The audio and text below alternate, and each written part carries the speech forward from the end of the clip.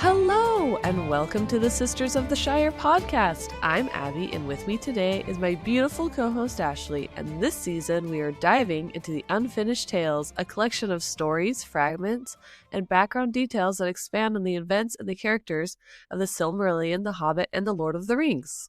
These are the deleted scenes that Tolkien had to cut from his larger works, but they do give us a deeper understanding of Middle-earth's history and lore, gives us kind of an alternate ending or an alternate universe where certain things could have happened.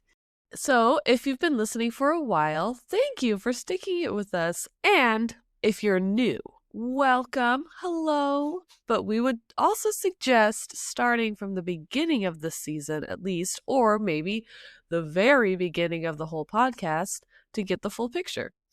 Whether you are familiar with these stories or you're just discovering for the first time, our goal is to break them down, keep things easy to follow along with, and have so much fun along the way. Oh, yeah.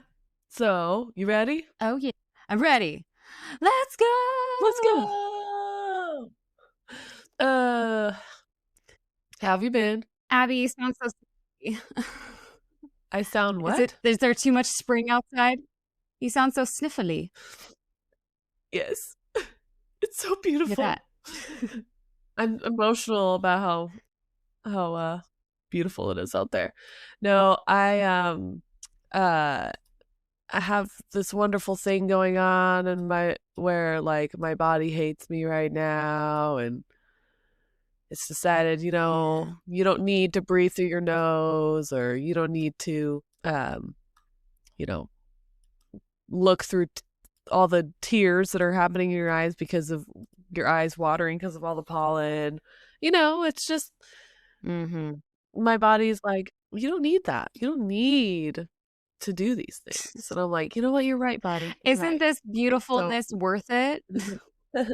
When it's sunny outside and it's all springy right now, Lizzie literally quotes you. She's like, there's so much spring outside. Yes. It's so springy. My son, who has really, really bad allergies, I was sneezing this morning, and then he started sneezing this morning. I'm like, hey, it's my turn. It's my turn to sneeze. And he's like, no, it's my turn to sneeze. I'm like, we only have a certain amount of sneezing quota in this house, and you're taking it up. So it's been so beautiful outside. It was like 82 degrees yesterday, and we've been weeding and gardening and sneezing and coughing and so worth it, and yet so deadly. Yes. But I'm grateful for the sunshine. I will never as a Pacific Northwest girl, I will never be ungrateful for the sunshine. Never. True that. But take it when it comes. I know. But how have you been, other than my sneezy sniffliness? I've been good. What have I been doing? I'm working on my craft room office setup, so I keep shuffling my shelves around. I had this thing, I'm not sure if you've realized it yet. I have this thing called OCD. I literally have to diagnose with it. It's not a thing. This isn't a bit. And I just can't stop messing with the shelves. I can't stop. So how do you like this version? Version beautiful. 52. Yeah. It's beautiful. We will be having some video podcasts later on this month. So eventually you guys will see the beautifulness. Which version it will end up being, who knows? No spoilers, because we want it to be a fun surprise, but we've got some really fun guests coming on to our show for our birthday month. This month is our birthday month. And so we are going to be releasing some amazing episodes with some fun people that hopefully you guys all know, because they're pretty cool. And we might have to extend it into June because we've got so many fun friends that want to come hang out with us. Seriously. I was like trying to book all of them. I'm like, we are going to be so busy. How many weeks are there in May? Oh, this is not enough. So be excited, you guys. Be excited. Big things are happening. It's going to be fun. Because, Abby, we're turning 3. 3 years we've been doing this. 3. My name's Marie, and I am 3. Sorry. You haven't seen that movie yet. You really need to see that movie. But exciting for us. Happy birthday month, Ashley. Happy birthday month, Abby.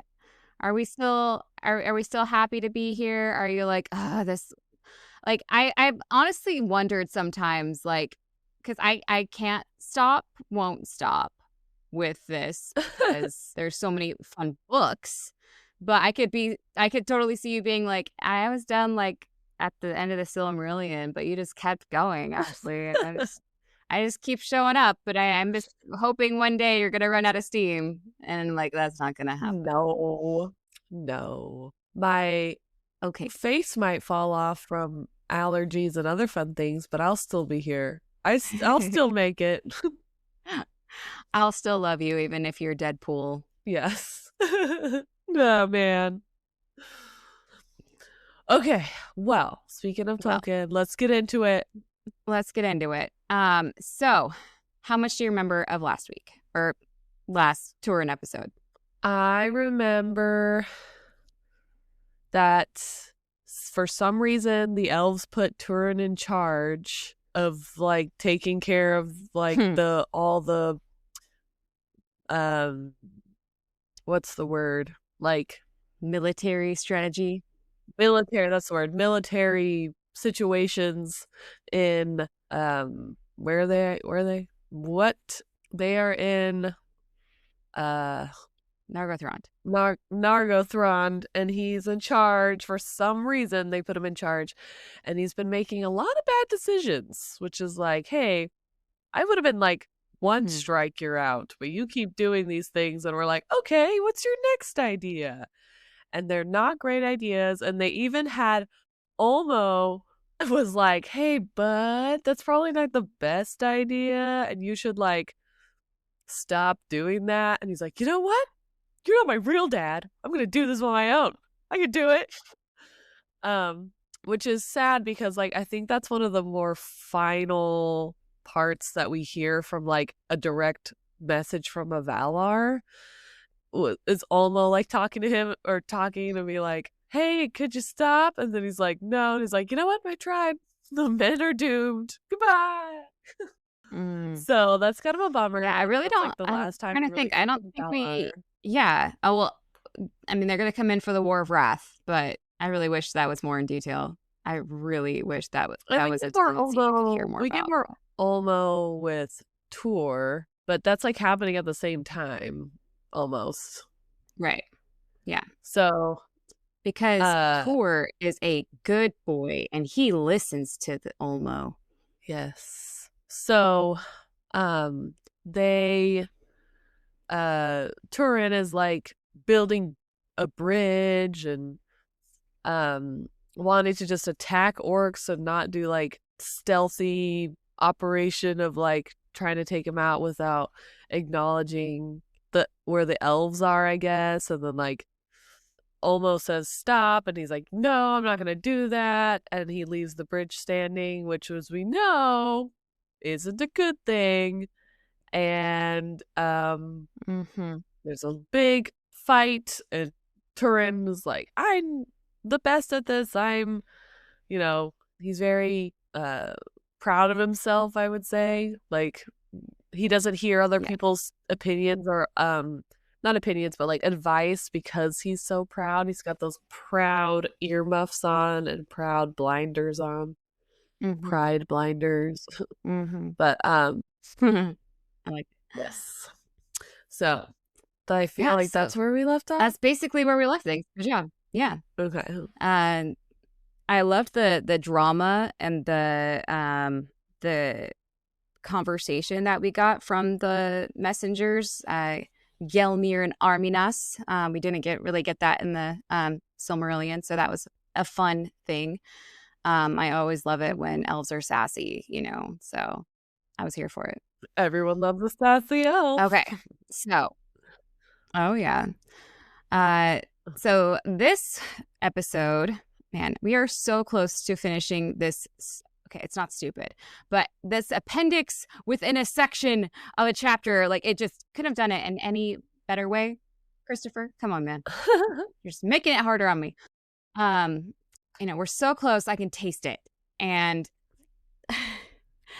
I did mess up a little bit with this episode. This episode's going to be a little shorter because I got so caught up in trying to fill in the gaps for the unfinished tales left things that I just kind of kept going. And I basically finished Turin's story, like summing it up. And then I look back, I'm like, so where do we meet up with Turin? And it's like very early on in the Silmarillion, like, narrative that I had just created. I'm like, oh, so I guess I didn't need to fill in all those gaps because there are that many You did gaps. the extra credit.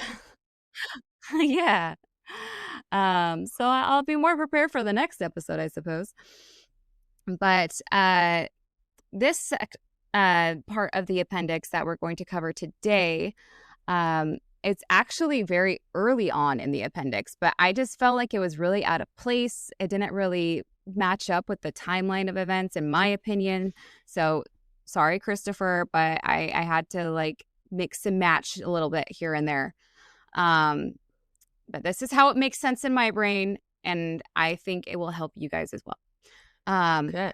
So there is a significant item that has gone missing for quite a while now. And while I would love to say that Tolkien laid out a perfectly coherent narrative of the journey of the Dragon Helm of Dor-lómin, he did not.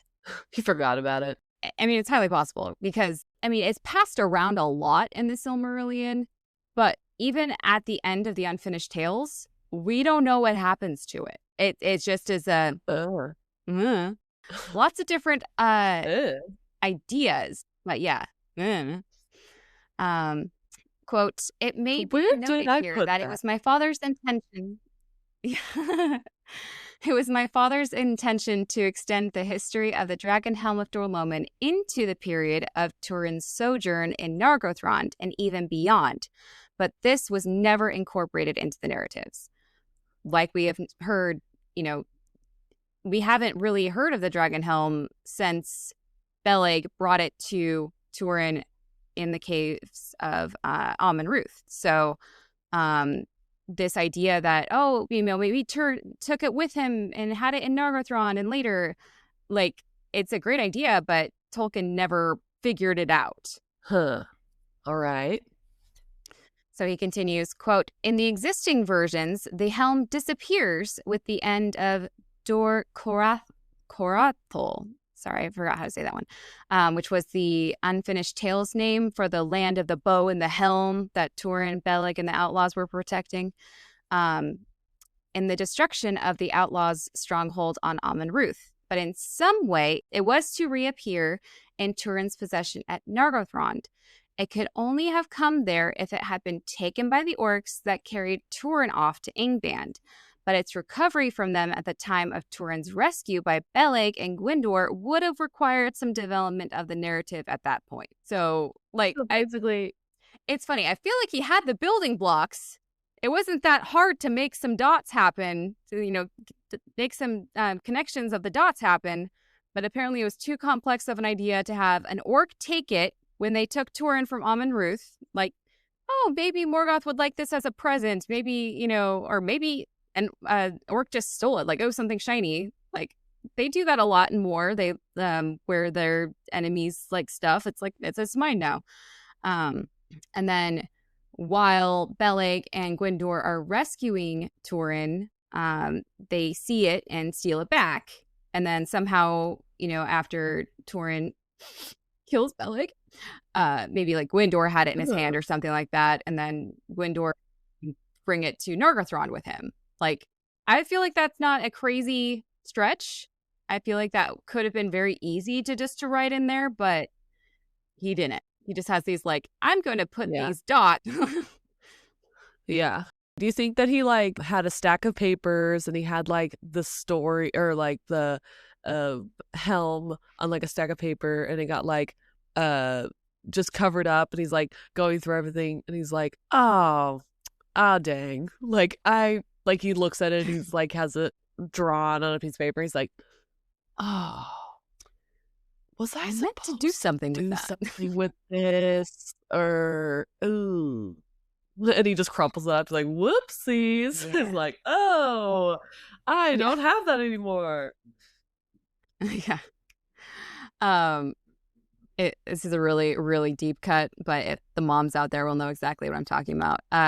There's this part in Tinkerbell, Secret of the Wings. Sorry, Lizzie was literally just watching it the other day. And this fairy is writing in a book and he's like, awesome, I just finished this book. Oh, I forgot to number the pages. I have to start all over again with this book. He talks funny. But Yeah. It's not like he had a backspace key, like, go back and like, copy, paste. He just drops. There wasn't that. He was literally writing this down. Yeah.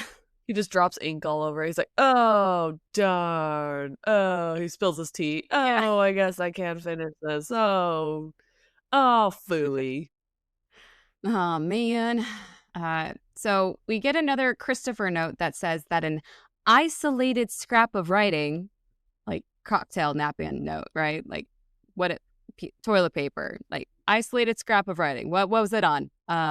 Grocery list. It was on the back of a grocery list. It was on like, I feel like it could have been anything. Yeah.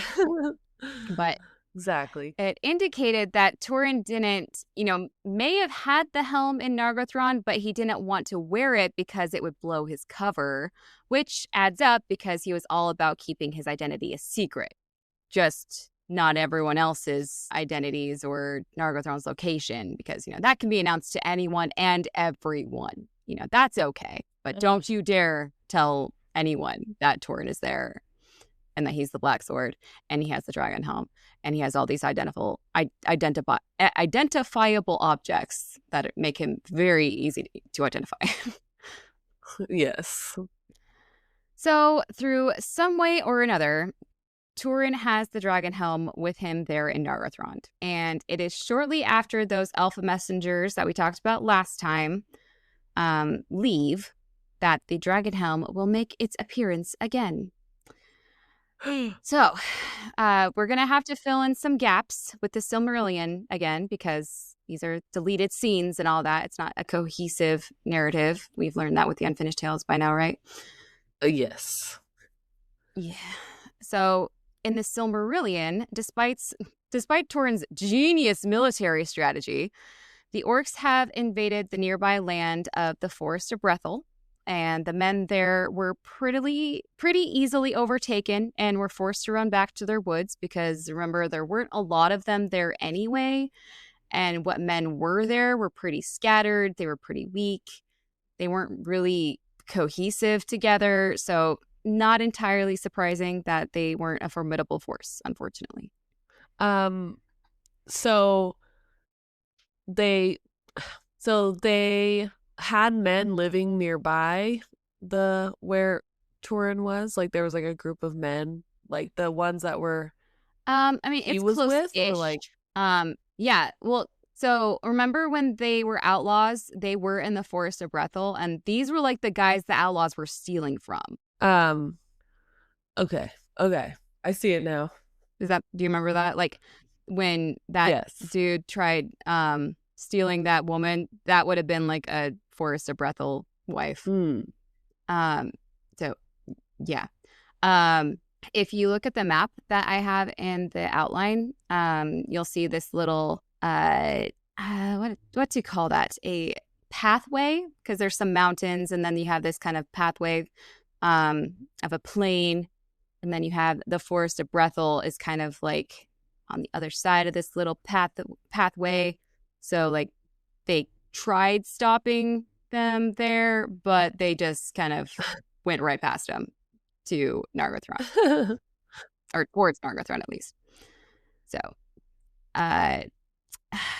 without the men to stop the orcs, they basically just kind of kept on going. And knowing that Nargothrond was at the end of this road, Morgoth unleashed his very own version of the Kraken. Do you remember what the dragon's name is? It starts with a G. I remember that. It does? But it's not God. It's because I always get confused with that one elf's name that's like sounds like the dragon's name. It's like Goblung, but it's not Goblung. Oh, Mablung? Moblung. Yeah, Moblung. Moblung, but it's not Moblung. Moblung. No. I get it confused with Turin's sword because Turin's sword is named Gurthing and the dragon's name is Glaurung.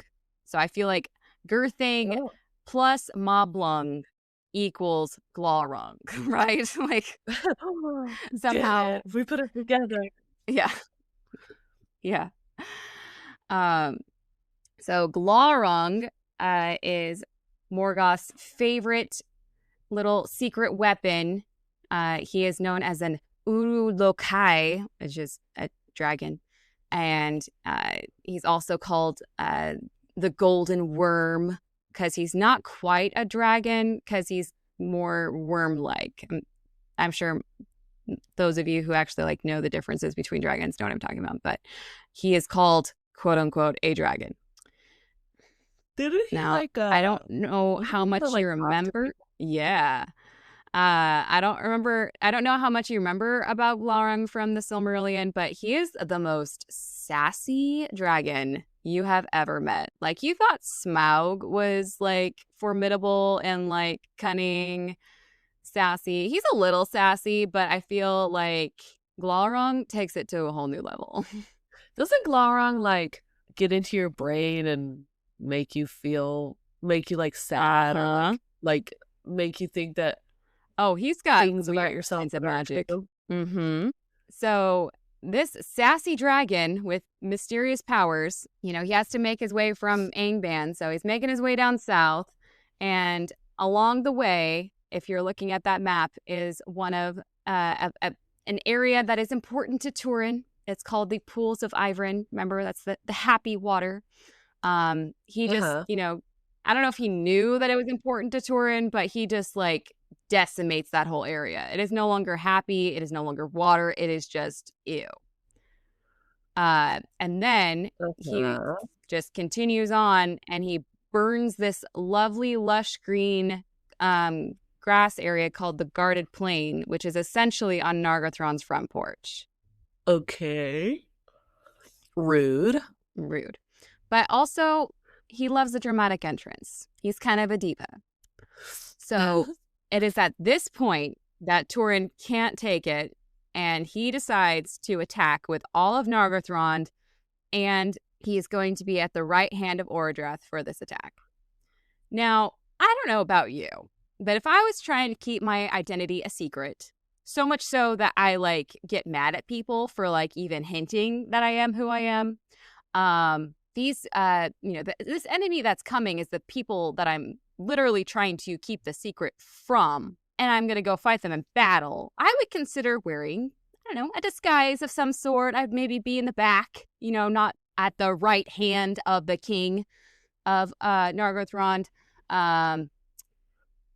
Just trying to lay low, keep a low profile, right? That's not what Turin does, because this is Turin. Of course. He has to make all the stupid, proud, dumb mistakes. According to the Silmarillion, in previous battles, he wore some dwarf mail and a scary-looking dwarf mask that he happened to find in the Nargothrond armory. But according to this appendix in the Unfinished Tales, he wore the most recognizable item possible. The dragon helmet. It's not, conspicuous at all. It says Turin really big on the back. Well, it literally has, I'm not sure. We don't know what it actually looked like. There's lots of concept art out there that I absolutely love, but it has this big crest of a golden, shiny dragon on the top. Like, just turn it out there. The orcs are like, is that the real one? Is that a knockoff? It's a knockoff. It's not the real one. It's like a fake Gucci bag. So fake Coach bag. The battle Sore Loman. Oh man. So the battle begins, and Nargothrond is severely outnumbered, like scary outnumbered. And of course, they weren't ready for a dragon. Elves, whoever armor and their right. But like at least dwarves, when they went to battle, they had sometimes a mask of some kind over their face, so they could fight dragons, like in the battle of unnumbered tiers. But elves don't really do that. They don't like to cover up their pretty faces. So they were not equipped to handle this battle.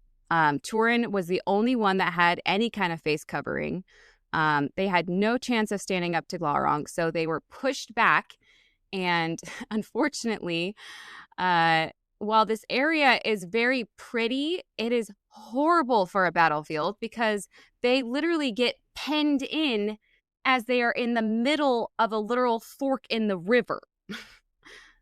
Oh. Like if you look at my map, so you see that river Narog that goes down, and you see the river Ginglith go down, that Tumalad, that's where the battle is.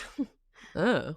Who chose this location? They be screwed. Yeah, I don't. Turin. Yeah. This is the best spot. I know, because I'm the smartest. Yeah. That's what that. So, unfortunately, quote, on that day, all the pride and host of Nargothrond withered away. Oh. Withered away. Oh. And then that's a little sad. Orodreth, who I really wish could have had a better arc. I mean, given who his siblings are, given who his dad is. Remember, Orodreth is Galadriel's brother, Finrod's brother. I wish he had a cooler story, because he literally just dies in this battle with no real explanation or bad A send off. He doesn't like kill a Balrog in death. He just, quote, is slain in the forefront of the battle. Like, weak. Lame. Lame. Yeah. And then Gwyndor, our buddy, poor Gwyndor, was wounded to the death. Oh, that stinks. Now, poor guy Turin is able to take the wounded Gwyndor off the battlefield. Apparently, there was time, there was, that wherewithal that, oh, I need to save my friend, which is good. Good job, Turin, for saving Gwyndor. Maybe do it before he's wounded to the death, but, whatever. They kind of had this off the battlefield, off to the side, heart to heart, where Gwyndor tells Turin, you have to save Fendulas. And Turin's, I can just see it being like the scene in Pearl Harbor, like, no, you're going to save her yourself. And he's, no, you are. Like, it's a whole thing. Oh my God. The love triangle. It's that point. It's that. I love that when I think it's in Ted Lasso when they're like, it's like a episode where they're playing Nerf guns in like someone's house with like a bunch of kids. Yes. Grown up players. And he's like, he gets hit with a Nerf bullet and he's like sliding down the kitchen cupboards. And he's like, tell my wife I love her. It's like, you'll tell her yourself. And he like picks him up and like carries him out. Daddy Rojas. Sorry, I love that guy. Yeah. So apparently this heart-to-heart took quite a while because a lot happens in the battle while they're kind of off to the side having this little moment. That great bridge that Turin was so adamant about keeping up basically slapped him in the face, as not only the orcs, but also Glaurung is given a nice, lovely paved path right to the doors of Nargothrond. Glaurung has no trouble destroying the doors and then just unleashing all of these orcs and Glaurung, and the sacking of Nargothrond begins. Not great. Dang. So Dang. Good one, Turin. Yeah, I know. So Turin leaves the dying, dead Gwyndor. It doesn't actually say that Gwyndor died, but he's dead. Can he pull an Arondir? He may have pulled an Arondir. We'll never know. So he's going to save Finduilas as instructed, but by the time Turin gets there, the orcs are like almost done pillaging and plundering and raiding. And they even have women that they have captured, and they're starting to cart them away to be slaves for Morgoth. Ruh-roh. So how late was Turin? And this is when Glaurung, from within Nargothrond, just like comes out. Like I said, he loves the grand entrance. Comes out and he faces Turin as Turin is like crossing the bridge. So they have this like showdown. And in my brain, I don't know, there's probably some other artwork of him, but Glaurung looks like a sea serpent. Yeah, he's more worm-like, snake-like than yeah. Okay. There's a whole breakdown of what the different dragons actually are named. Yeah. So he's slithering along, and this is where we get to meet up with the Unfinished Tales finally, as it explains that because of Turin's fashion choices of wearing the dragon helm of Dorloman during the battle, it actually terrified anyone who like was moderately close to facing him in the battle. So he didn't really do much in the battle because he's like untouched. Like he's not injured at all. Plus, the dragon helm is like hinted to have like magic that, you know, like swords will be deflected, arrows will, you know, stray. Like it's a magical helmet, but it's also a scary helmet. So it's got that going for it. It's spoopy. It's spoopy. And now remember, at the top of the dragon helm, like I was saying earlier, is what I think they call it a crest. And it's basically a golden dragon on the top of it, which is supposed to be Glaurung. Now, I don't know how much you remember of the making of this helmet, but it was made for, I'm going to forget his name. Oh gosh, that's really going to bother me. It's one of the Finns. Now I need to know. Who Finrod literally got to face Glaurung. It's not Finrod, because I know my Finrod. He was one of the first ones to face Glaurung when like Glaurung was like first born as like a baby. Fingon. Yeah, I think it's Fingon. And because he faced Glaurung and like didn't defeat him, like obviously Glaurung's still alive, but he like the baby Glaurung came out too early. He's still a baby, and so they were able to like get out of here, little baby dragon, and it goes running away. So in kind of honoring that he defeated Glaurung, they made this helm and like, which always, and I think I even mentioned this when we were talking about it back in the Silmarillion, because it literally comes up here and I'm like, I freaking knew this would happen.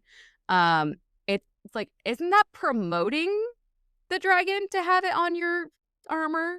Not like I defeated you, but like, yay dragons, like yay Glaurung. Yeah. But it's supposed to be like, I defeated Glaurung, but it's not. And oh man, I'm so glad that it ended up coming up, because I was like, freaking had the same thought. Okay, and here we get our sassy Glaurung, and I'm so excited for it. Quote, desiring to rid Turin of its aid and protection, since he himself feared it, he being Glaurung, taunted him, saying that surely Turin claimed to be his vassal and retainer, since he bore his master's likeness on the crest of his helm. Like, are you a fan? You want me to because yeah. It sure seems like you are a fan, because I'm literally on your helmet. There's this Big Bang Theory episode where Sheldon really hates Wesley Crusher, and he has these shirts made called the Wesley Crushers, and he's like, oh, you made a shirt for me, that's so cool. I was like, no, I'm the Crushers. And like no one else gets it. Like, I feel like that is very applicable here. Turin, in the most like nuh-uh fashion, says, quote, Thou liest, and knowest it. For this image was made in scorn of thee, and while there one to bear it, doubt shall ever assail thee, lest the bearer deal thee thy doom. Like, this helmet is actually supposed to be mocking you. Don't you feel mocked? Aren't you feeling the mockery? And also, wouldn't it be like super embarrassing if the one who was wearing it ended up killing you? That's why you don't want me to wear it, right? Because that'd be like super embarrassing for you. Like, imagine the publicity stunt of that. Like, man who wears helmet kills person on helmet, or kills object on helmet. Glorong's #1 fan goes rogue. Yeah. But of course, Glorong has his sassy comeback, and he says, quote, "Then it must await a master of another name, for Turin, son of Hurin, I do not fear. Otherwise is it, for he has not the hardihood to look me in the face openly." Ooh. He just knows how to dig in at that pride. Like, I'm not scared of you, punk. In fact, I bet you are more scared of me. Look at you in your little helmet. Look me in the eye if you're so brave. Yeah. Ooh. I love that Tolkien's villains are so cunning and manipulative. Like, it started with Morgoth, like manipulating Fëanor, and Sauron, we just saw represented so well in the Rings of Power show, manipulating Celebrimbor and Galadriel. Like, it's such a different level of villainry, and I freaking love it. Yeah. So Turin was actually pretty scared of Glorong. He's not like, I feel like Tor wouldn't have been for some reason. I don't know why. I'm Team Tor all the way. So even through the visor of the helmet, he's actually mainly talking to Glorong's feet. Like, he's not even trying to like look him in the eye. And so after being called out, like, I bet you can't look me in the face, Turin's stupid teenage boy pride was like, oh yeah, I'll show you. And he completely falls for it. Quote, "But being thus taunted, in pride and rashness, he thrust up the visor and looked Glorong in the eye." No, he'll put a spell on you. Exactly. Because Glorong does some kind of hypnotizing magic with his eyes, and Turin has just fallen into his trap, and he is now screwed. So in the Silmarillion version of the scene, off, right? there isn't. So he took the visor off, but Okay. I mean, details. Uh-huh. So in the Silmarillion version of the scene, there isn't talk of taking, a visor off or a helmet. There's no talk of a helmet. Like, there was talk of him wearing that dwarf mask in the past, but it doesn't say specifically he wore the dwarf mask to the battle and he took it off at this scene. Like, it just basically says, Glorong and him were facing each other at the doors of Nargothrond, and he falls under his eye spell like almost immediately. Uh-huh. So here we have to meet up with the Silmarillion again to fill in these gaps. So Glorong has Turin under his spell, and if you remember, he basically turns into a statue and cannot move.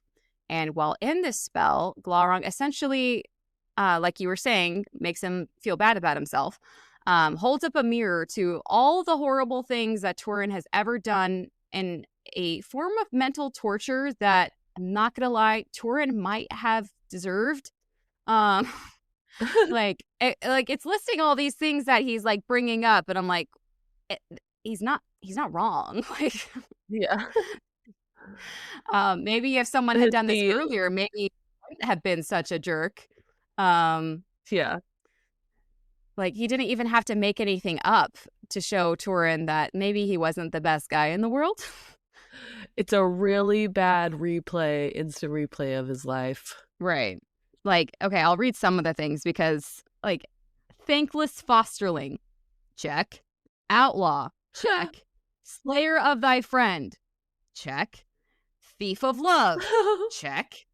Usurper of Nargothrond, check. Captain Foolhardy, check. And deserter of thy kin, check. Left the toilet seat up all the time. Check. Put the empty cereal box on the shelf. Check. Yeah, those are all real things. So, So while Turin is stuck in this like mental prison, he cannot move.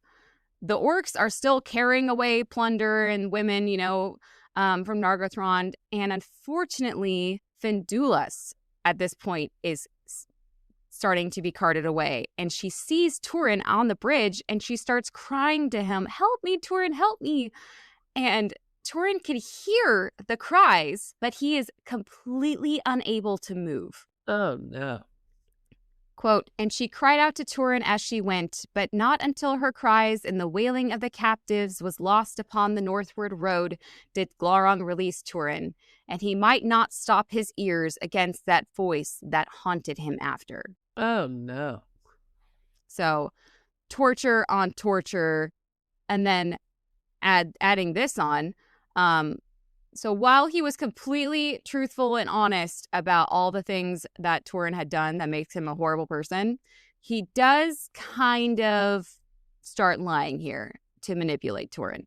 And he's basically tells him, I know where your mother and your sister are. They're in really big trouble. I'll let you go if to go and save them. And that's so nice of me. But, if you try going after Findulas, then, your mother and your sister are going to die. So make your choice. And Turin believes him, completely falls for it. And Turin starts running north to go save his mother and sister from what he thinks is most likely certain death. Oh, interesting. Is it like that scene and in the Batman? whole time? It's like that scene in Batman. Yeah, maybe. Where, what's her name? Rachel's in one spot. Oh gosh, what is it? And Rachel. Rachel. Yeah. The senator. And then Two-Face. Rachel. Yeah. And he goes to the wrong one. You would see what I was talking about. So he starts running north to go save his mother and sister in Dorloman, apparently, because that's a quick journey. Quote, "He heard the cries to Findulas calling his name by wood and hill, and great was his anguish." So the whole time he's running, he's hearing Findulas like echoing in his mind. Which, okay, let's think of a map here. So you literally just see Findulas and a bunch of people get carted off in one direction. Like, you're maybe an hour or two behind them versus journeying all the way to Dorloman. I understand they're your mother and sister, but an hour and you can get that one done, and then you can go. But that's just me. I didn't get manipulated by a dragon, I guess. So Glaurung lets Turin go. He, has a glee of delight, I'm sure. He's like, "I did something bad today." He burns everything in sight. He breaks Turin's precious bridge, gathers up everything shiny that he can find in Nargothrond, and just makes himself into a little dragon horde in Nargothrond. This is now his dragon horde. This is mine now. And this is mine now. And this is mine now. And in a desperate frenzy, Turin races north. He manages to stop at the pools of Ivrin that Glaurung had just, defiled on his way down to go to the battle. And he's like, "But the happy waters." And then he goes, he was desperate frenzy before, and then he just went even more crazy. That there's no more happy waters to heal him.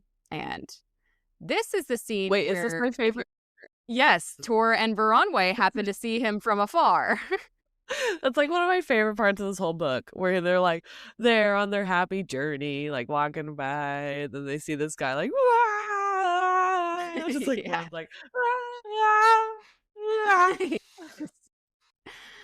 All right, and that's actually where I leave you, is that happy moment. My favorite part. Hooray! Well, so ending on a sad note, but it's a funny part. I'm not gonna lie, it's pretty. Yeah. So sorry, it's a little shorter, but we are literally going to be starting a new section, and I'm like, okay, this is gonna stop. Wait. So thank you for joining us on this journey through Middle Earth. Please don't forget to follow us on Instagram at Sisters of the Shire Podcast. I noticed a lot of you guys have been commenting on things lately. Thank you. I love your comments and I love chatting with you guys. Make sure and keep it nice, please. A big thank you to our patrons, Dan, Tom, Kevin, and Victoria. You guys are amazing. Make sure to check your messages because I've been messaging you guys. Still waiting to hear back from Tom. Tom, where are you? Don't go. Are you there? Tom. Are you there? Hello, it's me.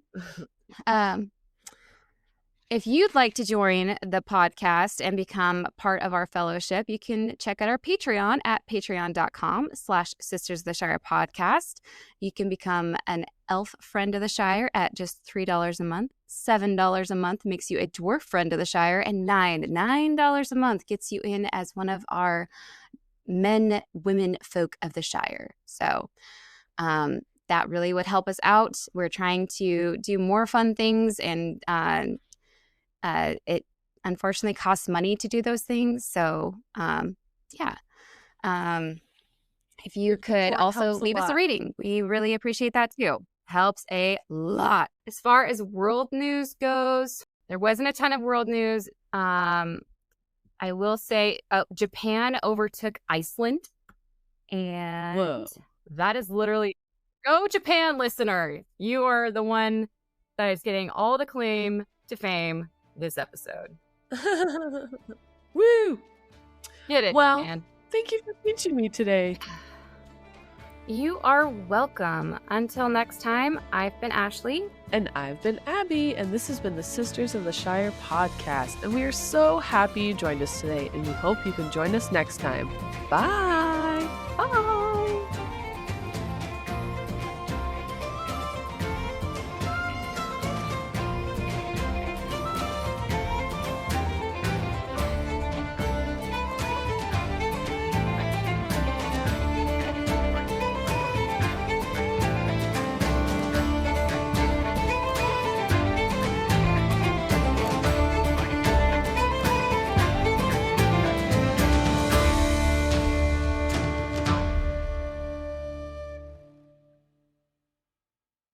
Thank you for teaching me a day. Yay!